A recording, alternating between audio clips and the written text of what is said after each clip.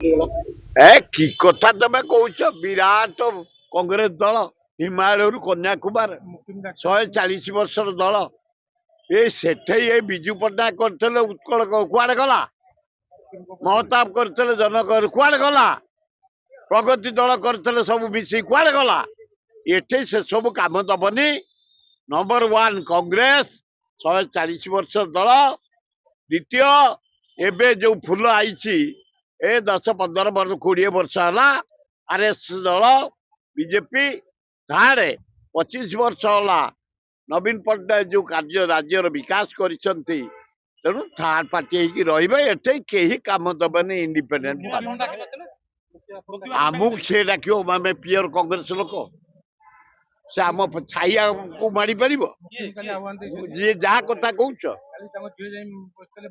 ବସନ୍ତୁ, ସେ କଥା ଏଇଆ ବୁଝିବ। ଆମେ କାହିଁ